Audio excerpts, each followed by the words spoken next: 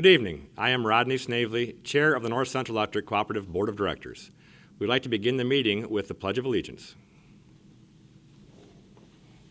I pledge allegiance to the flag of the United States of America and to the republic for which it stands, one nation, under God, indivisible, with liberty and justice for all.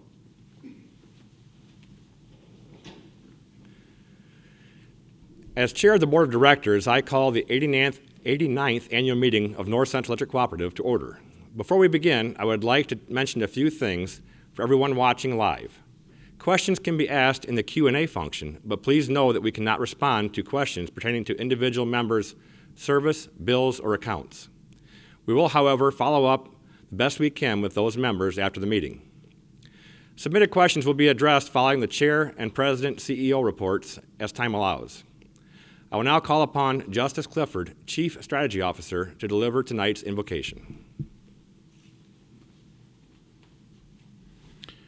Dear Lord, this evening we pause in gratitude for your gifts as we come together for this annual meeting, a time to reflect, to look ahead, and a time to remember the purposes that bind us.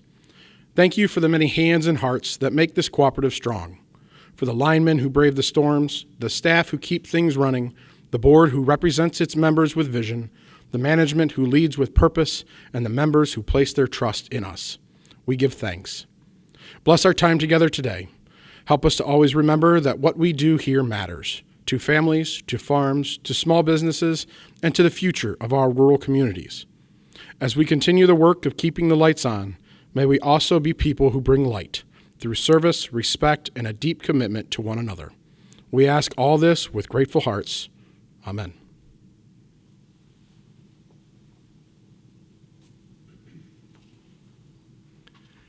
Kevin Bishop, Secretary of the Cooperative, will now submit proof of notice of the meeting.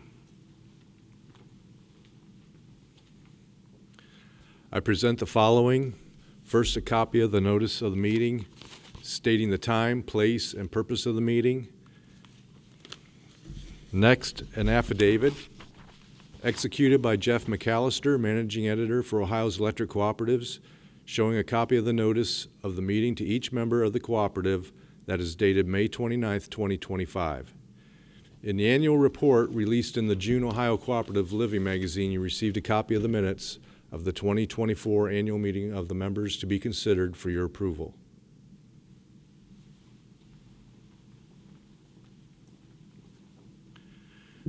The Secretary is directed to incorporate the copy of the notice of meeting together with the affidavit of mailing of the notice in the meeting in the minute book of the cooperative. Our registration totals today show 583 members registered. According to the Code of Regulations of the cooperative, the members attending this duly called meeting constitute a quorum. Consequently, I now declare this annual meeting of the members of North Central Electric Cooperative Incorporated lawfully and properly convened and ready to proceed for the transaction of business. Since the minutes were published in the Cooperative Living magazine, it has become customary to waive the reading of the notice of the meeting and the minutes of the last member meeting of the cooperative. We will now ask for a motion, second, and vote to waive the reading of the minutes. To participate, please click the Q&A button and type your full name and township. Do I hear a motion to waive the reading and approve the minutes of the 2024 annual meeting? Please click the Q&A button and type in your full name and township to sponsor this motion.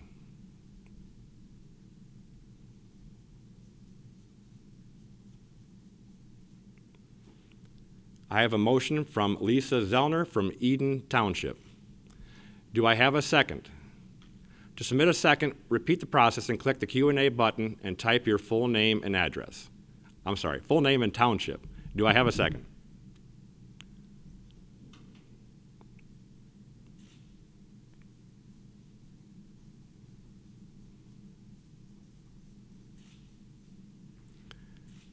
I have a second from Jerry Starlin from Venice Township. A poll to vote on the motion will now appear on your screen. Please select yes or no to submit your vote.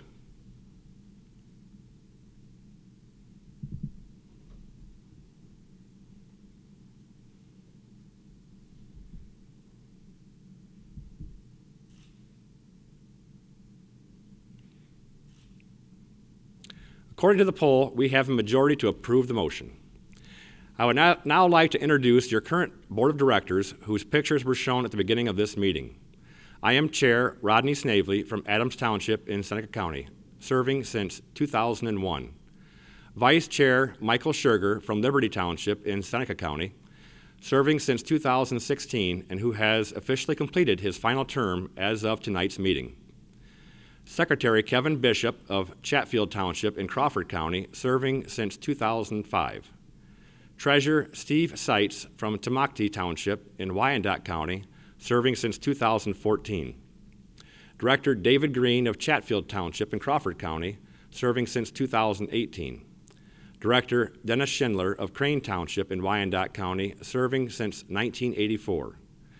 Director Nick Wagner of Venice Township near Attica in Seneca County, serving since 2014.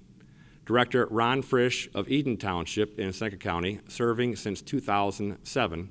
And Director Andrew Brosey of Loudon Township in Seneca County, serving since 2022.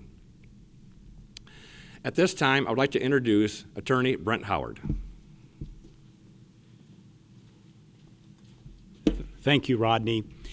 In this year's election, the membership elected 3 directors to the board, 1 each from Districts 4, 6, and 7. The election was conducted by Co-op Ballot, an independent third-party balloting provider. The petition process nominates candidates for directors. Any member who wishes to run for director from the district in which he or she resides files a petition signed by at least 25 members of the cooperative who also reside in that district. Petitions were filed this year by Rodney Snavely from District 4, David Hawk and Calvin Stibe from District 6, and Andrew Brose from District 7. A provision in the Code of Regulations eliminates the requirement for a ballot in an uncontested election and deems any unopposed candidate elected by the membership. Therefore, Rodney Snavely has been deemed elected as our director from District 4 and Andrew Brose as our director from District 7. For our District 6 contested election, Co-op Ballot provided each member with a ballot that identified the candidates and also gave the members instructions on how the member could cast their vote. Voting commenced on Wednesday, May 7th, and ballots had to be received by Wednesday, May 21st at 11:59 p.m. in order to be counted. When elections are conducted by mail and electronically, no voting takes place at the annual meeting, and instead the results are announced. Co-op Ballot has certified the results to the Cooperative's election committee for this year's District 6 election. Co-op Ballot has certified that Calvin Stibe received a majority of the votes for director, and therefore Calvin Stibe has been certified as our newly elected director from District 6. All of our elected directors will serve 3-year terms on the board of directors. Congratulations to each of them, and thanks to each of our members who participated in our election process.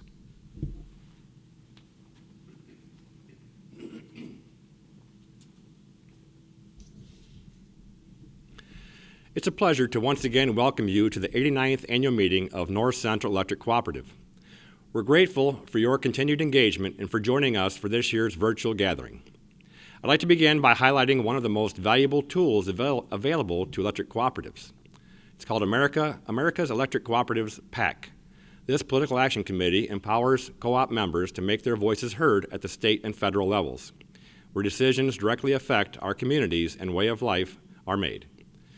Thanks to the PAC, we've already seen meaningful wins, such as securing financing for cooperatives through the Rural Utilities Service Program, advocating for reliable, always available electricity generation, a $9.7 billion voluntary USDA energy innovation program, and much more. Membership in the PAC costs just $25 annually, or $2.08 per month.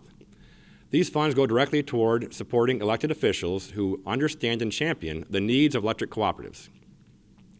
The number of people who participate is just as important as the financial contribution. When you get an email for a call to action, please take the time to send a letter to your legislators or sign the form letter presented in the email. We have power in numbers, so please support these efforts.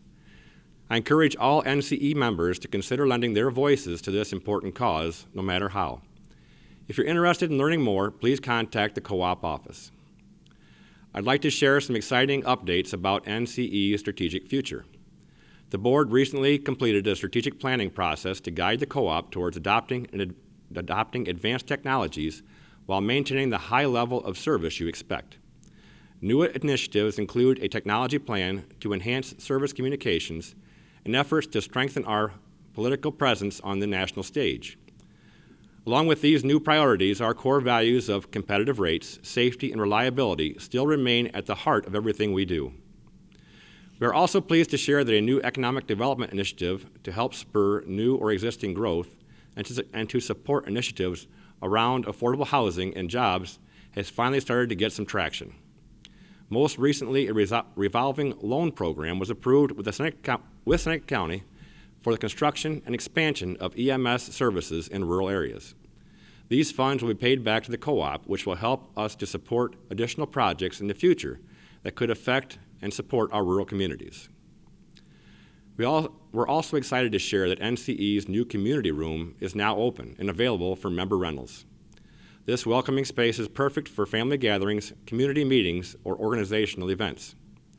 It comes equipped with tables, chairs, audio-visual technology, and a warming kitchen. The community room serves as an example of how your cooperative extends its primary mission beyond providing electricity to fulfill our principle of commitment to community. Please reach out or visit our website to learn more about booking this space. Another way we serve the community is through the North Central Electric People Fund, a program that continues to make a real difference. In 2024 alone, the People Fund awarded more than $51,000 to local organizations and individuals who are improving lives in our region. This success is made possible by your generosity. By simply rounding up your monthly electric bill, you help fund these impactful grants. On behalf of the People Fund and the cooperative boards, thank you for contributing to this effort. I'd also like to extend a heartfelt thanks to the 9 dedicated NCE members who volunteer their time to serve on the People Fund board. From District 1, Tammy Studer and Eric Haynes. District 2, Rodney Gilliland and Sharon Schilling. District 3, Amy Nagel. District 4, Beth Kagi. District 5, Fran Shook. District 6, David Hawk. And District 7, Jeffrey Huber. We are grateful to your service and commitment. In closing, thank you again for being part of this year's annual meeting. Your active participation in the governance of North Central Electric Cooperative is what sets co-ops apart. It's our privilege to serve you, our members, and we look forward to another year of progress, partnership, and community. At this time, we're pleased to present an update from Craig Grooms, the new President and CEO of Buckeye Power. As a reminder, please submit your questions using the Q&A function now for the question and answer portion of the meeting following the CEO's remarks, which will follow this video.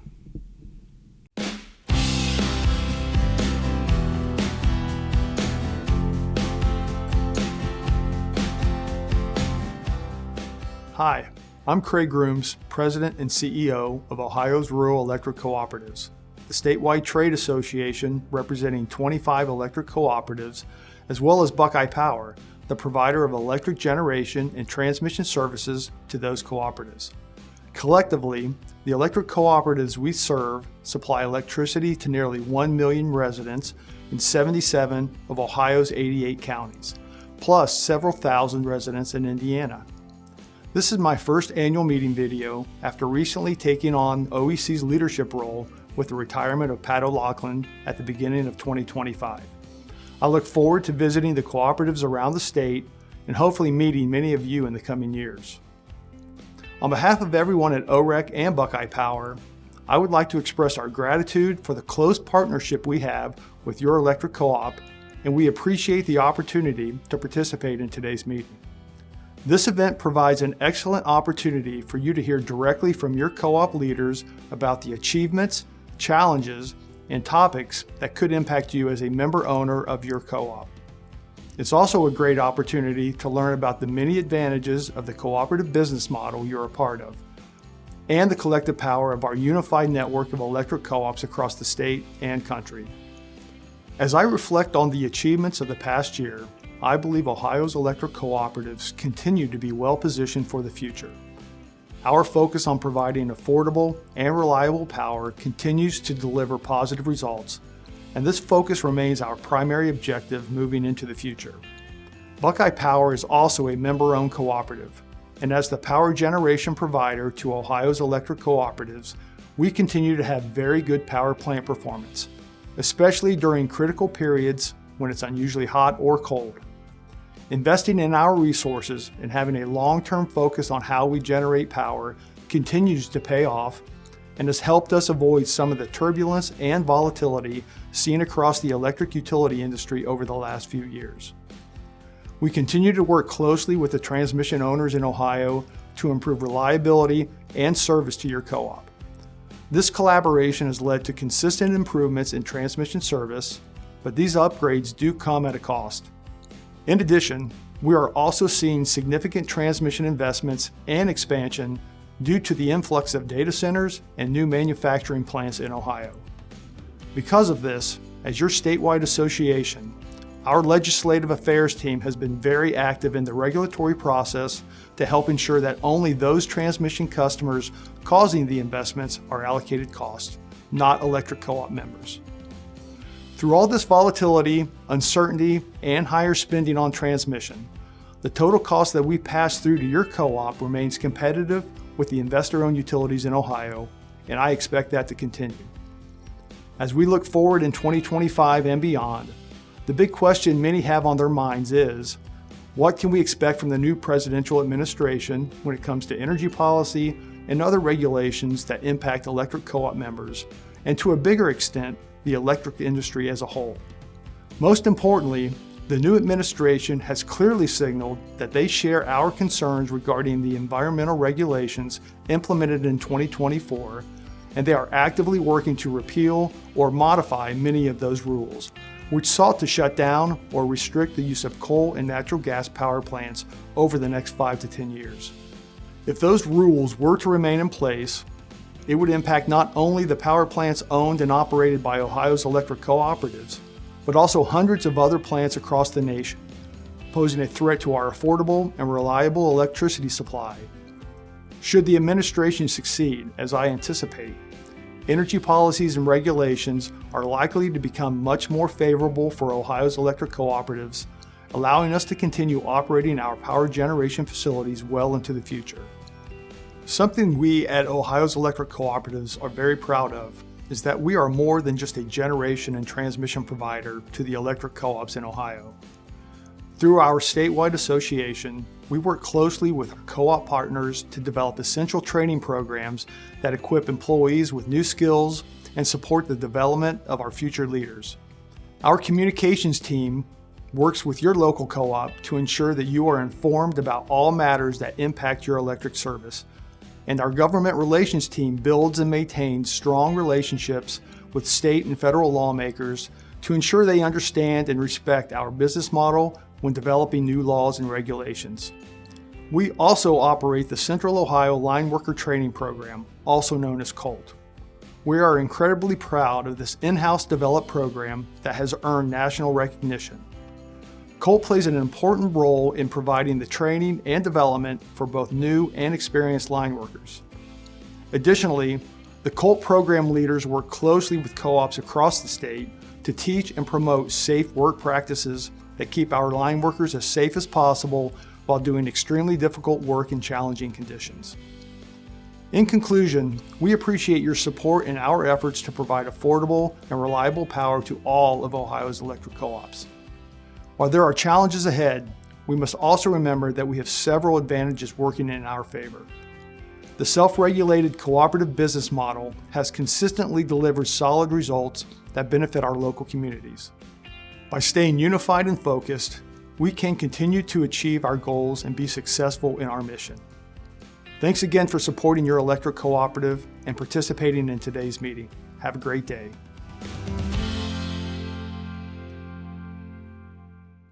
Good evening. I'm Ed Van Hoos, the President and CEO for North Central Electric Cooperative. At this time, we would like to recognize our 2025 Children of Members Scholarship winners, whose pictures were shared at the beginning of this meeting. Michael Voigt of Shelby High School and Martin Schuster of Winford High earned our $3,000 scholarships.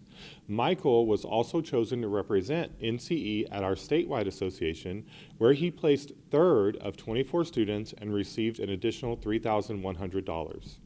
Hayden Parker, a Mohawk graduate, and Isaac Parsons from Buckeye Central earned our $2,000 scholarships.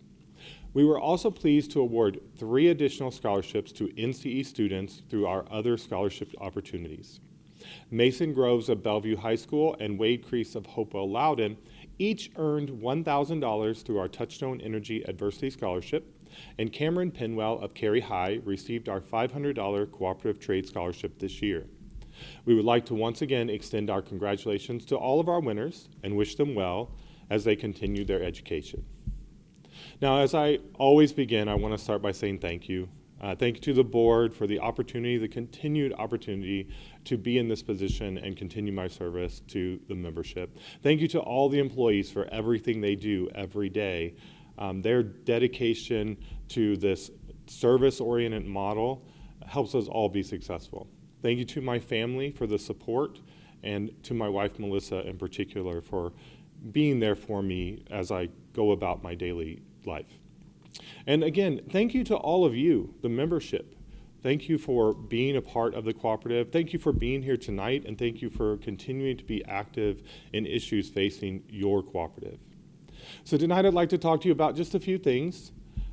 First, let's talk about energy policy versus reliability versus financing. So you just heard Craig talk about the changes that are going on in Washington, D.C. with this current administration's rollback of environmental and reliability-related regulations. These things are intended to boost grid resilience, but I believe that you may see that happen in a short term. Think about it this way. It requires a multi-billion-dollar investment for a new generation asset to come online. And we have seen through political turnover over the past 4, 8, 12 years, a retirement of fossil fuel plants that has made investors reluctant to commit capital, which has further complicated that long-term resource adequacy planning. So what does that mean? Now, we, as part of Buckeye, have the capability right now to provide for all of the electric needs that we are using for you, our members. But we're part of the grid at large, and I've talked about this with you in the past. So that means that we're dependent upon reliability from the PJM market. You might recall that from years past. If you're new and haven't been to one of these, those are stored on our website, and you can go back and look at that. Our current administration has been focused on reliability efforts, and that's great for now.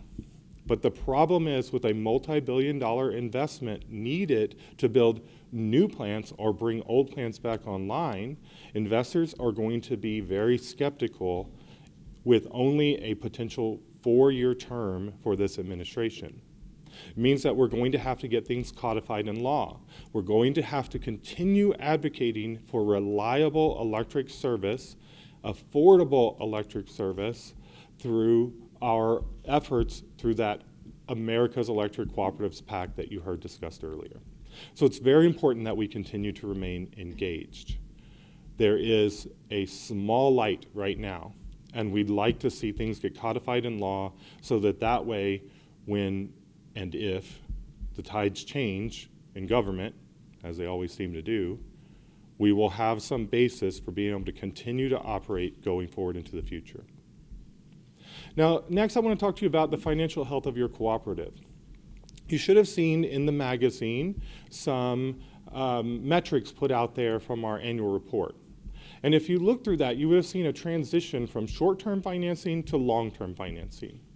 And we look at our key ratio trend analysis, or KRTAs, to tell us how we're doing there. And I'm happy to report that your auditors that come in on an annual basis have given us a very good report. We are doing very well here. Our co-op has embraced a cooperative finance methodology that combines a mixture of debt and rates to be sure that we are planning for the future. If you think about how co-ops work, we are a generational business. So that means that the life of the assets that we put in place, poles, wires, transformers, the truck, the buildings, all are paid for over a long period of time.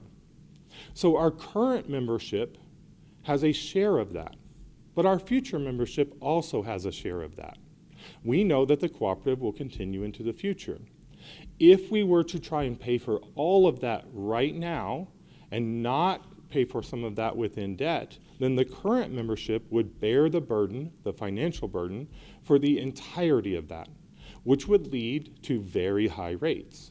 So instead, we finance over a period of time a set portion based upon some equity metrics that we use here at the co-op and that the board approves in order to make sure that that is fairly spread amongst all of the co-op membership, both now and into the future. Third, you heard Rodney speak about the tech plan. This is our next big project for North Central. We have, for the past 10 years, been working on a meter changeout program. And we have been working toward a unified metering technology by coming up with different ways to do this with Bascom, our local broadband provider. You've heard me talk about this in the past, how what we're doing with them is not just providing broadband to you, it's an agreement that's been put in place to allow us to use that to engage with a new metering technology. I'm happy to say that that is well underway. Some of you may have even been able to sign up for that.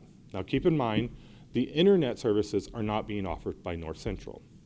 They're being offered through Bascom, so if you have questions about that, please give them a call. But what we are receiving is access to the middle mile fiber that will allow us to implement our technology plan over the next set number of years, potentially 4 to 5 years, and be able to roll out a new metering system in a set period of time so that that way we can provide you with the best possible service. And finally, let's talk about energy efficiency measures. I usually spend a little bit of time at this every year. There's a lot you can do. We have a ton of rebates out there that are available. Check our website for all of them. You may be surprised at what is available for you. We are one of the only businesses out there that will help you use less of our product. That's what it means to be member owned. We are looking out for you. We have an energy advisor on staff, Chris, and I would encourage you, if you have questions about energy efficiency or things that you could do for your home to try and find ways to save money, give him a call. He would be glad to help you. With that, I'm going to end my comments for the night and ask Rodney to rejoin me so that we can take some questions. I do see we got one question here from Joseph that talks about some of the stuff I've already answered, which is, has the things gotten better using coal with the new administration? Absolutely, as I spoke of. It is better right now, and I think that gives us some certainty in the short term for our plants that are owned by Buckeye and where we have a joint ownership.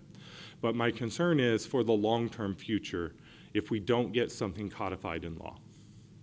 Do we have any other questions coming in? I see them writing some stuff down over there, so we'll give them a moment to get that over here to us. Remember, if you have questions, use that Q&A there, write them down, and we can get them sent up to us right up here. All right, who do we got next?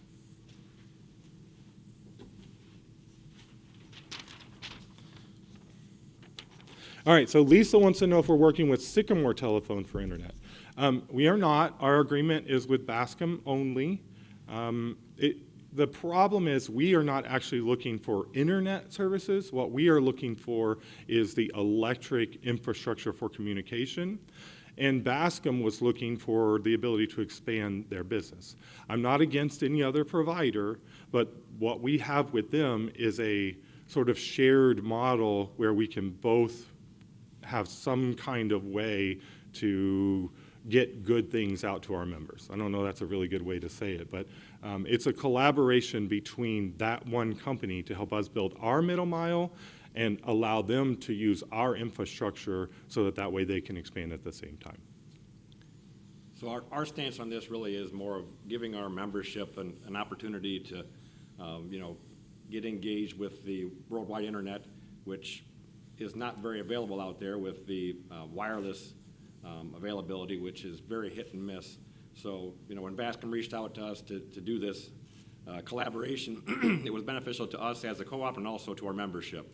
If somebody like Sycamore Telephone is interested in something like that too, we're more than willing to talk to people about the same kind of a situation, maybe with another provider. The good thing about, I'm not sure if Sycamore is a co-op or not, but Bascom is another cooperative. Yes, and there are some principles, cooperation amongst cooperatives being one of them, which made it really a natural fit there. Okay, next question. Let's see. Are there any perks for customers who have NCE and Bascom? I think the main perk is it's going to be available to you. If you're not on NCE lines, our agreement is only that they will provide it to our members. Now, they may decide to go beyond that, but for us and our agreement, they are going to provide it to you.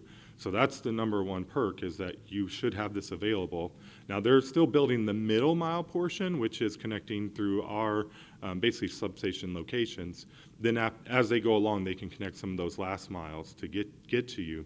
It may take them a little while to do that, but you should have it available, whereas before you may not have had anything available. That's really the big perk.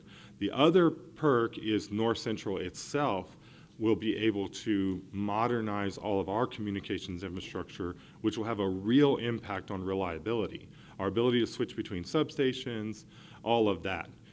That's going to be a really big perk for us. Yeah, you got to remember here, this is not a partnership. This is a collaboration. So when we speak about the NCE and Bascom collaboration, it's not like bundling your internet and your phone. That's not something that we can do because we're just having mutual benefits by collaborating with them on this project. Right. Anybody else? Okay, I think there's at least one more question coming through.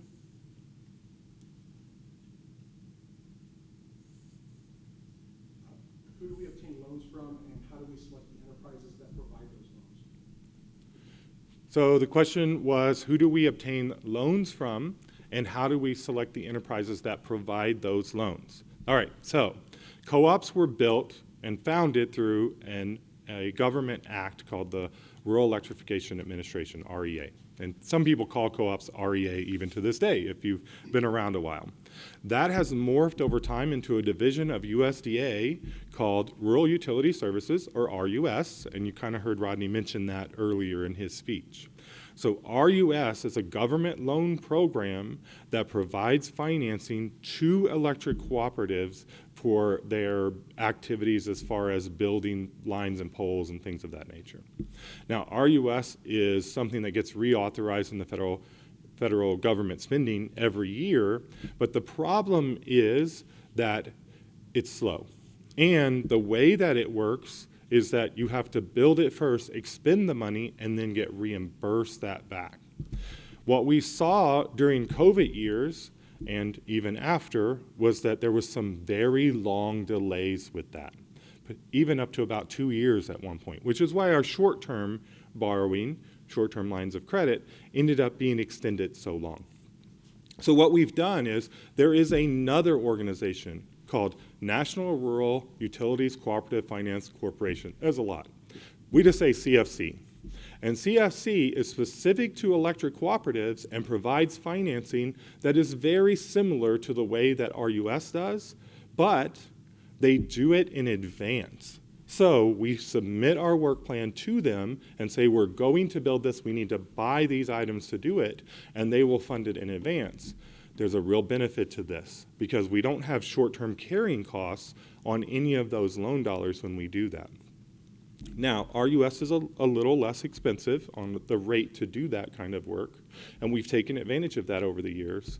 But working with the board and looking at what the cost of that short-term financing was, there was a business decision made to start moving debt over to CFC instead of RUS.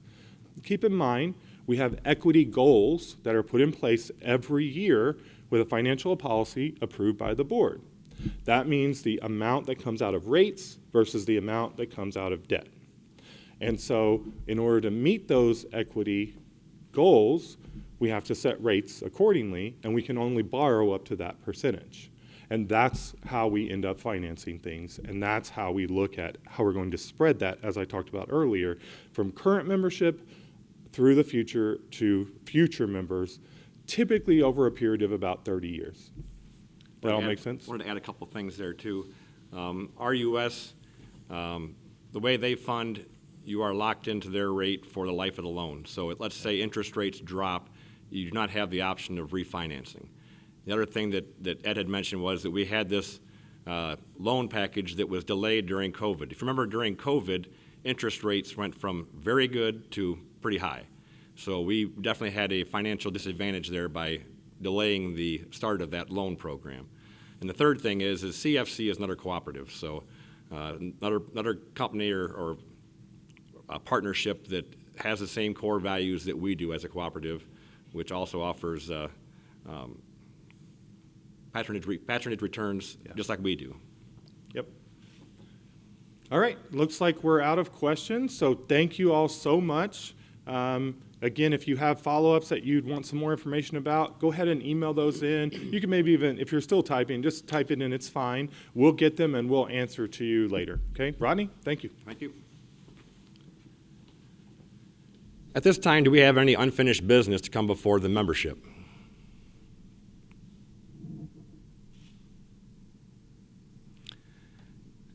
Seeing none, do we have any new business to come before the membership?